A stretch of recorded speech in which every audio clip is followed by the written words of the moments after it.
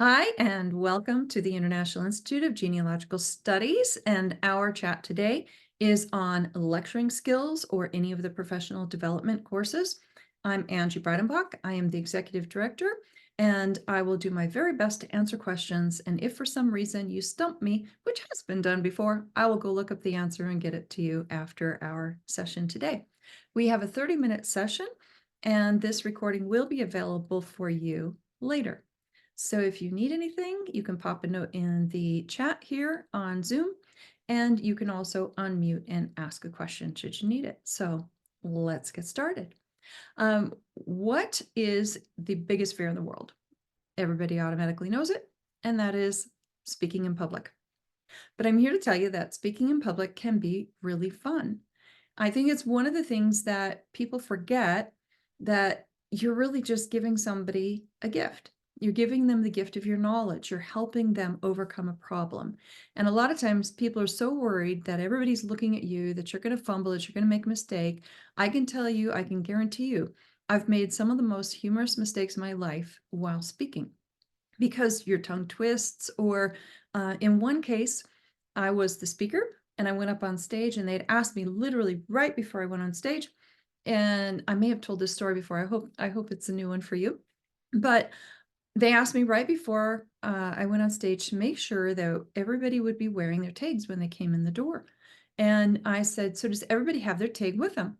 And I didn't even think about the fact that I have a slight accent.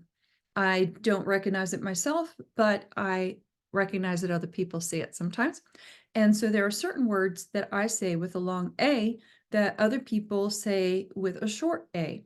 And so they didn't understand me, and I had blank stares. And I was like, your tag, your tag. And they're like, we have no idea what you're talking about. And I'm like, TAG, tag. And they're like, oh, tag. I have to really think to say that word. And I have a few other words that are indistinguishable from what I think they should sound like or mean because of how I grew up compared to other people. So sometimes our accent can cause some really humorous situations. I was in a board meeting for a nonprofit group, and I said, as the secretary for that nonprofit group, I do a recording, and then I use that recording later and I transcribe it from that recording. It's very easy, and it's a professional app, which, by the way, you might want to know about. It's called Otter, and it is an AI. This is one case where I think AI is very, very helpful, as long as people understand that you are recording, depending on the laws of your state, town, province, country, whatever, that the purpose of it is so that you can take notes. It's not so that you can do something to somebody. That's not the point. And so I was using Otter, and as I was reading through the transcribed notes afterwards, I could not figure out what one of the sentences was, because one of the people that was speaking had such a strong, different accent from me, and the AI and Otter couldn't recognize it either. So I ended up having to call that person and clarify, what was it you were trying to say? And I think that's one of the things that can be important when you're a speaker, if you have a strong particular accent. So in that case, now when I go to speak, if I know I'm going to use one of those words that I have a particular accent on, I try to give them a hint up front, and I do it with a little bit of humor. And I say, I'm going to define a few words for you just in case you don't know. These are incredibly important definitions for your business skills. And then I'll define whatever the word is. I can send my children in, they are all adults now, into fits of giggles, which will then start all the grandchildren giggling, because I cannot for the life of me say the word volcano. And if anybody doesn't know what that is, it's the thing that spews lava. But I don't say it right. It's how I grew up. It's the way we said it. So knowing some of those things about your accent is really important so that you can occasionally define a word up front. If you're speaking to an audience that maybe doesn't speak with your same tonation, or it doesn't speak with your same accent, it's always good to let them know these are what these words are. And we had some other humorous ones when our kids have all done internships or short stints overseas from us. We live in Montana. One of our kids went to New Zealand, And she picked up some of their different words and started using them in conversation without thinking, and sent us all into fits of giggles because we had no idea what she was talking about. And things like a bench for us is you're going to go to the park and you're going to sit on a bench and maybe feed the birds or eat a sandwich. And a bench in New Zealand was the countertop. So you could really have some humorous situations when you're giving your lectures, when you're speaking, if you aren't aware that the audience that you're speaking to isn't going to be using either the same accent or the same words. So there can be different definitions for different things. And I think that's also important if you're speaking to a crowd that maybe has a particular belief system. And it's very interesting because when you're talking you might be in genealogy, particularly, you might go to different churches and talk to maybe their groups that are meeting, their clubs or things like this. And they may be of one particular belief system, and you may be of another, and you may use a word that you think means the same thing, and it may not. So you've got to be really aware ahead of time what you're saying and what you're presenting. And then making sure to sometimes either define that, but use it with a little bit of humor if humor is appropriate to your presentation. So I thought that was something that would be helpful going forward in our talks today. But I'm here for you, so I would like to know, what questions do you have about public speaking, presentations, maybe taking the lecturing class, any of the professional development classes as well? Go ahead and pop in and let me know. Do you have a fear of speaking? You can pop it in the chat. You can unmute and tell me. Have you done speaking before? If so, are you a regular speaker? Do you charge for speaking? Do you do it for free? Go ahead and just share any of those things with us so that we know where we're at and common ground. The other thing is to make sure and tell your audience to turn off their cell phones. A lot of times that's the thing that gets forgotten, and it's a very important element of speaking. So what thoughts do you have on lecturing and public speaking? Julia says, public speaking is my worst fear that I need to overcome at some point, hopefully soon. What is it that makes you worried about it, Julianne? Do you want to unmute and just share, or do you want to pop it in the chat? Either way, I think, go ahead. Probably just making mistakes and also the fear of judgment, which also goes along with the fear of making mistakes. Yeah, that was a big one for me to overcome, was the judgment, right? And I think if we consider one thing, most people are never thinking about you. And if somebody is thinking about you, they're usually hoping you're going to help them. So that's something to consider. I have somebody dear to me that when she stood up in public, she thought everybody was looking at her. But from where she was sitting, it was impossible. So sometimes breaking it down to the smallest element and really breaking that apart, and I mean to the tiniest degree. And what we tend to do in our hearts and our minds is we always say, and we never say, and everybody is always doing, right? Do you get it? It's to the extreme. And so then we build it up in our heads that everybody is always looking at us and everybody is always thinking, and I can never do anything right. Does that sound common to anybody? Yeah, it sounds pretty good. Yeah. And we think that others are going to judge us based on that everybody, always, never, nothing, everything, those extreme words. So maybe a little exercise might be, if you're really concerned about judgment, would be to write it out and then find a safe person and say, I was thinking about saying these things. And in fact, your mentoring professor, if you're going to be doing the lecturing, is somebody you can toss those ideas out to. And then let them encourage you and say, those are good things to say. People need to hear that.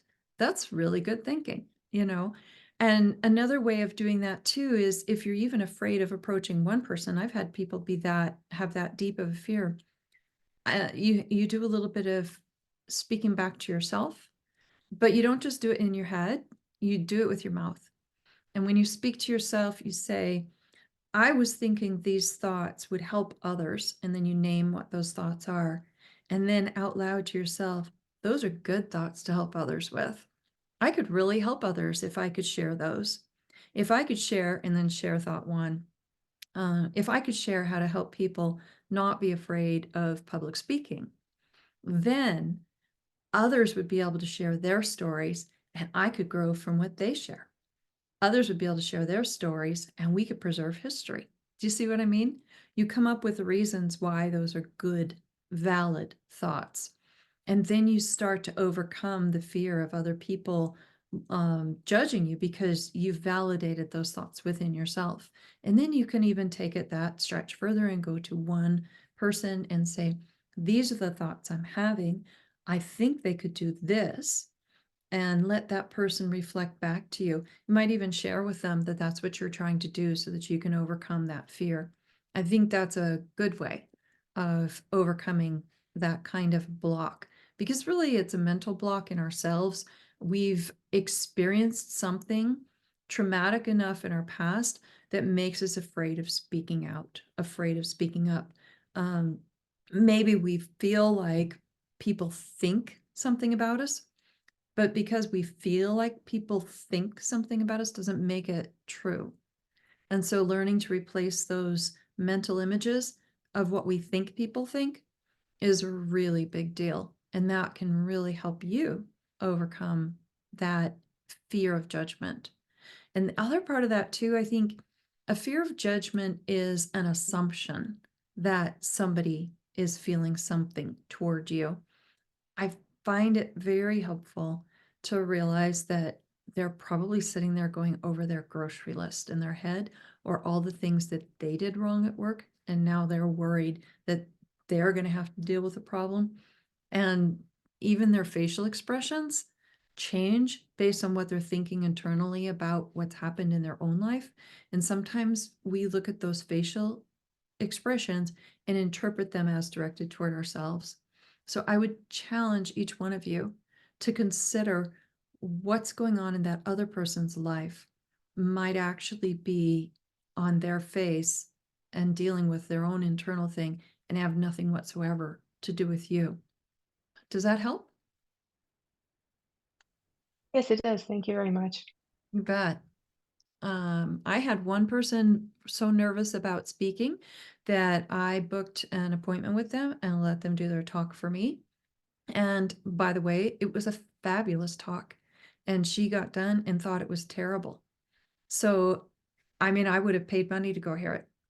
So I think it's really important for us to understand that those are sometimes our own internal blocks as well. Um, okay. Tina says, I've done some public speaking. I was the head of our Eastern Star chapter, but it still terrifies me. I think I saw this in a movie once and it was really interesting because it came after I had learned the technique. A lot of times we interpret adrenaline as fear, but adrenaline is also excitement. And it's important for us to recognize the difference between adrenaline excitement and adrenaline fear. So adrenaline fear is when you're going to do fight or flight, and you're going to do it because your life is, or your physical self is in danger, right? You're going to do it because someone else is in danger, and adrenaline hits, and you get this kind of buzzing in your body. So it feels the same as excitement. If you are so excited, you've got a bucket list thing. And I can tell you, I've had a few bucket list things that I've been so excited about, and they finally came to fruition. I had the exact same buzzing in my blood from adrenaline as I did when I was terrified when my son ran out in front of a car. And it's the same feeling. You almost feel this flash, and you feel this whether you're going to flush in that or whether or not it's a cold flash, it's the same feeling because adrenaline is released for excitement and fear. So I would also challenge you to begin recognizing the difference. Um, Take a notebook with you. When you think you're going to run into the back of a car and you slam on the brakes, that's adrenaline fear.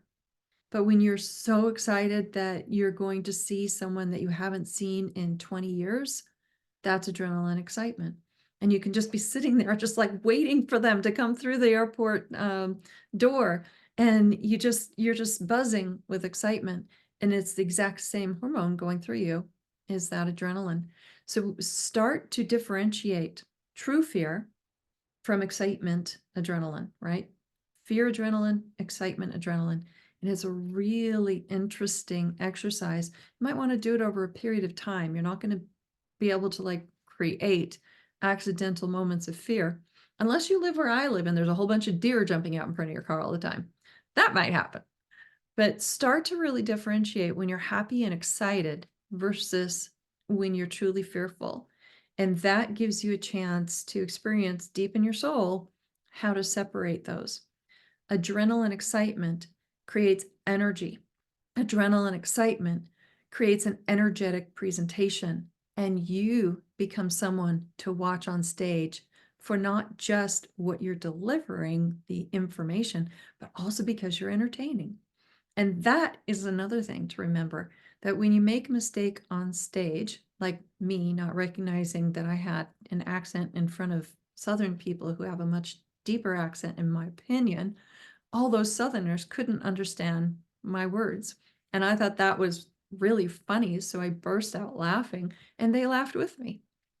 So take yourself with a sense of humor as well. Some of the mistakes you make, I've seen comedians watching comedians on the stand-up comedy and watching some of the mistakes they make is not only hilarious, but it's really fun to watch how they recover from those mistakes. So practicing recovery is really important. Instead of, I'm sorry, I'm sorry, I'm sorry, I'm sorry, which is probably how I started. Go to, oh, that was unusual. Let me fix that for you. And instead of apologizing, you haven't really done anything wrong. You just maybe had a tongue twister or a funny word, and take it from there and just smile at him and start the word over. I've listened to an excellent person that is an example. I mean, I don't know if he's an excellent person or not. See? But an excellent example was Jeff Dunham. He's a comedian. And he was doing a shtick with one of his puppets. And what came out of his mouth was completely incoherent. And he just started laughing to himself and then backed up and created a whole new humor moment from it. So don't be afraid when you make a mistake. Sometimes those mistakes can work out to your benefit because they make you very real. It's back here somewhere. I wrote a book called Gems of Wisdom. And in that book, I'm a person of faith, so not here nor there, except for that's what that book's about. And I was the person who did the liturgy all the time, and nobody else would ever step up and do it. Nobody would do it. And one day, it was the first Sunday in Advent.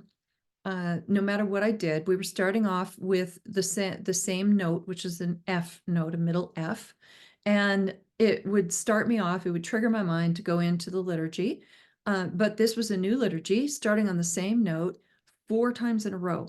4 times in a row. I kept singing the old liturgy, which was not appropriate to the season of Advent. And finally, the person playing piano was also our music director. And she finally stood up and said, "Let's start that again." And I just looked at her. I said, "Let's do." And she played it with me, even though it was supposed to be a cappella. Well, what was so interesting about that was that for 2 years, I'd been quote unquote perfect. Nobody else felt like they could be perfect. And so they didn't try. They felt like if they couldn't do it perfectly, then they couldn't volunteer. Well, what happened was I started to get burned out. I was getting exhausted and I needed to take a break, but nobody else could step up to do the services because I had been too perfect. So when I made that mistake, not once, not twice, not 3 times, but 4 times in a row, tell you, I was beet red, super embarrassed. But all things worked together for good because right after service, there was a line of like 3 or 4 people asking if they could do liturgy. And that became one of the nicest mistakes I'd ever made. There was people to share the work. And I loved the work, but it's important to recognize that sometimes when you're so worried about being perfect, you make it look like nobody else can ever do the job either. And then they don't get the opportunity to shine. And what are we trying to do? We're trying to help other people shine too. So I want to bring that out as my own mistake that turned out for the better. So don't, even though I was mortified, it worked out beautifully. And I think no matter what mistake you make in public speaking, usually it's going to work out beautifully. And if not, you just stop, take a pause, take a deep breath, and start over or start again. Um, so that's my stories of some both humorous and terrifying moments. But I just think that if we're human and we're real with each other, that genuineness comes across and it becomes something really beautiful to watch happen. And you get the opportunity to change somebody's life with something that you're going to share. You never know what one word is going to speak into someone else's life. And it doesn't even matter what your topic is. Somebody's going to be sitting there and get one nugget of gold. And that's all you needed to do that day. That's pretty cool. Trisha says, I can speak easily in live venues, but I abhor seeing myself on Zoom. Yes, I hear you. I'm looking at, oh my gosh, oh, look at all those gray hairs. Look at the wrinkles. Look at the this. I don't like watching the way my mouth moves, you know? No, that's human. That is just human. So one of the things you can do if you don't want to watch yourself on Zoom is change the view. Um, you can also with Zoom or with some of the recorded options, it's really nice because you can turn off your screen so that you don't show. And I know that there is a few of our professors that prefer to do that when they're giving a presentation, particularly if they're doing something on a slideshow. They prefer to have people focused on the slideshow. So however you like to talk to help you get through that talk, be able to give of yourself and your spirit generously. See, I can trip up for words still. Then do that so that you can give your best effort forward. That's okay. Pamela says, I took the lecturing course and I was nervous about putting together and presenting slides via PowerPoint. It was a lot easier than I thought and it went fairly smoothly. I love hearing those stories. Um, I think too with PowerPoint, when you start to see how creative it is, it's really fun. I've had a student share with me their PowerPoint, and I had them go back after I gave them some tips and flush it out, make it a little bit bigger, a little bit bolder, a little bit more creative. And boy, did she have a beautiful PowerPoint when she was done. And it's nice to be able to ask a little bit of hints and help through that. So we want to be there for you if you need somebody to take a look. Okay. But do be sure to give us plenty of time. Don't do it the night before you're supposed to. Because, we sleep and eat too. Um, let's see. And Trisha says, I try to have an encouraging facial expression when I'm learning from a speaker, especially if I know they're new to speaking. Oh, I love you, Trisha. That is so true. That is so true. When you're on stage or you're on video and you're looking at your audience, if you can find a friendly face that's reflecting to you, and by reflecting, they're sharing smiles or nods, they're going along with you in what you're saying, then they're the perfect person to focus on through your talk. And it's nice when you're up on stage behind a microphone because people don't necessarily know who you're focusing on. My tip is that if you have more than 5 or 10 people, let's say you have 20 or 30 or 200, pick out 3 or 4 at different points in the audience and know where they are. And as you're talking, scan the crowd, find that friendly face. And then you're going to slowly scan to the next spot and find the next friendly face. Everybody thinks the speaker's looking right at them because you're scanning the crowd and you're finding someone in that crowd. And you're able to then make it appear as you're talking to everyone, but you're looking at a friendly face. So, Tricia, that was a fabulous tip. Cheryl says, I never used PowerPoint until taking the lecturing course. Now I love using it. Yeah, me too. And PowerPoint's not the only one. We do use PowerPoint in our lecturing course specifically because it's one that we can have general agreement around. Everybody can use it. There are other programs that you can use as a speaker. So for instance, I'm on Mac, and Mac has a couple of other tools as well. And so it's really nice to be able to do that. I was just looking to see what some of the other tools that I use when I'm speaking. If I'm doing a talk on publishing, marketing, writing, something like that, I might bring up some of my tools like Scrivener or Vellum. I use Pro Writing Aid for it's an editing program. So I might bring those up to show people. But on Mac, you'll also have the opportunity to use Keynote. And Keynote is, over time, it's been a bigger program, but it works in sync. It can work easily with PowerPoint. So whatever yours is, and then wherever you're going to speak, you're going to make sure you know what the equipment is that's going to be used there. So for instance, I'll be going to the Ontario Genealogical Society coming up here in June, and I'm going to take my own computer. I'm going to take my own projector, and they're going to provide, electricity and stuff like that. But that gives me the opportunity to know my equipment ahead of time. And because my projector is very small, it's not something that is complicated to use. But I also take all of my own, if you want to call them the doodads or the dongles, the doohickeys, whatever you want to call them, but I think they're basically your connectors to connect. And if I'm using somebody else's equipment, I will also take my talk on a thumb drive because thumb drives are pretty easy. And another thing that's really important besides the thumb drive is to make sure that you have the connector for that thumb drive because computers keep changing. But so for instance, this one it will connect between the UBC and the two different types of connectors. And then it's a little tiny thing to carry with me. It allows the old version to plug into the new version, and then it plugs into my computer. And that I've got two of those, and I'm just plugging it back in. One runs my mouse and the other one runs other dongles. That's how I'm able to make sure that I can connect up. And then if I'm going to be using a screen, which one talk I gave was really surprising to me. I didn't realize that I was going to need to use a television.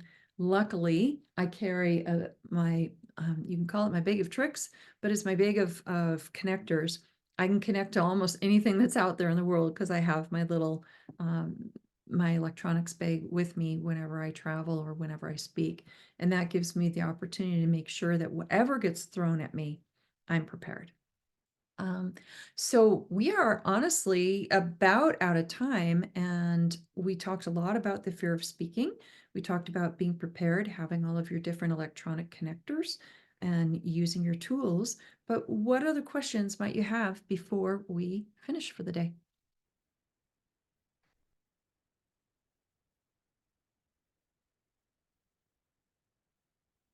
Are there other courses that you have questions about in professional development? Or one question that came on earlier before we started recording was, can you take classes any day of the month? And the answer is yes. Now that we've moved to our new website and we use Moodle as our learning management platform, you can choose any day of the month, any month of the year, to be able to choose to start your course. The only difference with that is the lecturing skills course, the one we're talking about tonight. And the reason for that is we want to make sure that you have a mentoring professor available to you when you're doing that course, because there's going to be lots of questions. So we want to know that they're physically able to be in their office in their regular office hours so that you can ask those questions. Something else to let you know about is that when you're in analysis and skills 1, 2, and 3, you also have mentoring professors. We call those meetings consultations, but they're mentorships. They're getting you into that time with them so they can talk to you and give you tips like this to turn you into a better genealogist, a better transcriptionist, how you can best research for your genealogy. So my point in telling you that is, don't be afraid of asking your mentoring professor questions, asking your mentoring professor for an additional half hour. We do sell additional half hours at $30 US, and you can have specific tutoring if needed. If that's something that is helpful to you as you have your journey in genealogy, take advantage of that as well. If you need help with any of that, drop a note in the chat app. It comes right to me, and it comes right to me all over the world. And then if I am unavailable for some reason, we do have 2 people that will back me up on the chat app if I'm in an appointment that's going to be extended or something. So they will take over the chat for a short time period to allow me to do an appointment and then come back to it.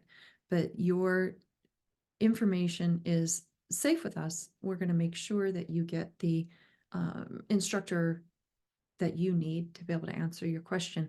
And sometimes it may take us a day or two because they are in another country on different time zones. So, what we do our very best to get that answer for you. So, if there are any other questions, please drop a note in the chat and go ahead and unmute, and you can come on camera if you like at any point. But we've got about 2 or 3 minutes, and then we will stop the recording. I want you to know that you can find any courses you like with the International Institute of Genealogical Studies at genealogicalstudies.com. We are real people, we don't do AI, and we'll do our very best to reach you during our individual office hours. Mine, I get asked a lot on that, generally are Monday through Friday, 9 a.m. Mountain to 6 p.m. Mountain. And I do work with people by appointment outside of those hours. So if you do need something, drop a note in the chat app on the website. It's always in the bottom right-hand corner, and I'll do my very best to help. Was that helpful for everybody? Everybody's super quiet. You're so welcome, Jillian. So we have a little bit of chat going on, and thank you for everybody being with us today. And do remember, on April 27th, coming up, we're going to have a special talk on Pearl Harbor. And that one is going to be, how do you travel? How do you go see it? What are the tips that you need to know? What are some new things there? And coming up tomorrow, we have our analysis and skills general discussion. So if you're in the analysis and skills courses, or if you're about ready to go into them, that'd be a good one to go to. It'll be at noon Mountain, which means 2 p.m. Eastern. And that one, there's always a link on the site so you can go in and get there. And then we have internet tools, Canadian records, and English records coming up on Saturday, the 13th of April. So we are really wanting to help you come to our virtual meetings. If you can't come to a virtual meeting, be sure to watch the recording afterwards. Thank you again. I'm going to stop recording, and I will stay on for a few minutes for anybody that has further questions. I appreciate you being with us today, and let us help you become the lecturer that you want to.